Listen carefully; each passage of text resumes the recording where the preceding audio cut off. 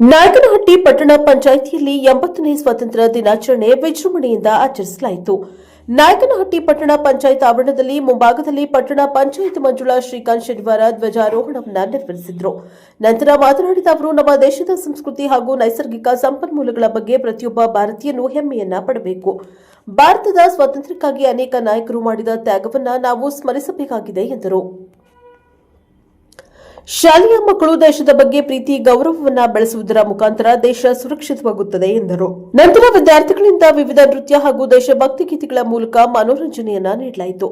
ಪಟ್ಟಣ ಪಂಚಾಯಿತಿ ಅಧ್ಯಕ್ಷರು, ಉಪಾಧ್ಯಕ್ಷರು, ಸದಸ್ಯರುಗಳು, ನಾಮನಿರ್ದೇಶನ ಸದಸ್ಯರುಗಳು, ಪಟ್ಟಣ ಪಂಚಾಯಿತಿ ಅಧಿಕಾರಿಗಳು, ಸಿಬ್ಬಂದಿಗಳು, ವಿವಿಧ ಶಾಲೆಯ ಮಕ್ಕಳು ಭಾಗವಹಿಸಿ ಶಾಲಾ ಶಿಕ್ಷಕರು, ಶಿಕ್ಷಕಿಯರು, ವಿದ್ಯಾರ್ಥಿನಿಯರು ಇತರರು ಹಾಜರಿದ್ದರು. Bureau report Harish, Prajabhava TV, Chitradurga.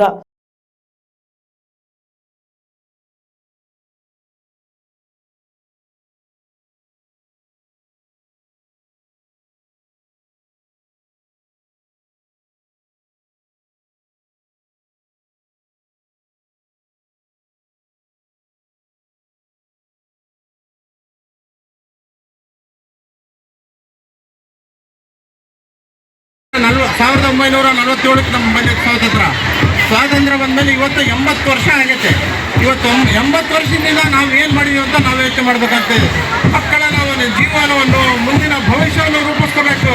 ಇವತ್ತು ಶಿಕ್ಷಕರು, ವಿದ್ಯಾರ್ಥಿನಿಯರು ಹೆಚ್ಚಿನ ಒತ್ತು ಕೊಟ್ಟು ಒಂದು ವಿದ್ಯಾಭ್ಯಾಸ ಮಾಡಬೇಕು.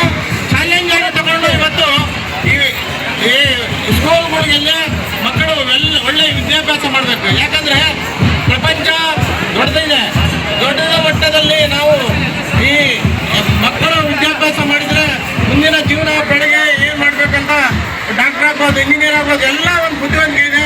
ಇದಕ್ಕೋಸ್ಕರ ನಾವೆಲ್ಲ ಒಗ್ಗಟ್ಟಾಗಿ ನಾವು ಈ ಸ್ವಾತಂತ್ರ್ಯಕ್ಕೆ ಹೋರಾಟ ಮಾಡಿ ತಂದಿದ್ದೀವಿ. ಮುಂದಿನ ದಿನಗಳಲ್ಲಿ ಏನಾದರೂ ಆಗ್ಬೋದು ಅಂತೇಳಿ ನಾನು 2 ಮಾತು ಮುಗಿಸ್ತೀನಿ. ಜೈ ಹಿಂದ್, ಜೈ ಕರ್ನಾಟಕ. 15ರಂದು ನಾವು ಪ್ರತಿ ವರ್ಷವನ್ನು ಆಚರಿಸುತ್ತೇವೆ. ಆಗಸ್ಟ್ 15, 1947ರಂದು ನಮಗೆ ಸ್ವತಂತ್ರವಾಯಿತು. ಬ್ರಿಟಿಷ್ ಆಡಳಿತದಿಂದ ಸ್ವತಂತ್ರ ಸಿಕ್ಕಿತು. ಆಗ 200 ವರ್ಷಗಳ ಕಾಲ ಅವರು ನಮ್ಮ ಭಾರತ ದೇಶವನ್ನು ಆಳಿದರು. ನಮ್ಮ ಭಾರತದಲ್ಲಿ ಒಂದು ರಾಷ್ಟ್ರ ಹಬ್ಬ ಅಂತ ಹೇಳ್ಬೋದು. ನಮ್ಮ ಭಾರತದ ರಾಷ್ಟ್ರ ಹಬ್ಬವನ್ನು ನಾವೆಲ್ಲರೂ ಅತ್ಯಂತ ಹೆಮ್ಮೆಯಿಂದ ಆಚರಿಸುತ್ತೇವೆ. ಪ್ರತಿಯೊಂದು ಶಾಲೆಯಲ್ಲಿಯೂ, ಪ್ರತಿಯೊಂದು ಕಚೇರಿಗಳಲ್ಲಿಯೂ ನಾವು ಅತ್ಯಂತ ಹೆಮ್ಮೆಯಿಂದ ಆಚರಿಸುತ್ತೇವೆ.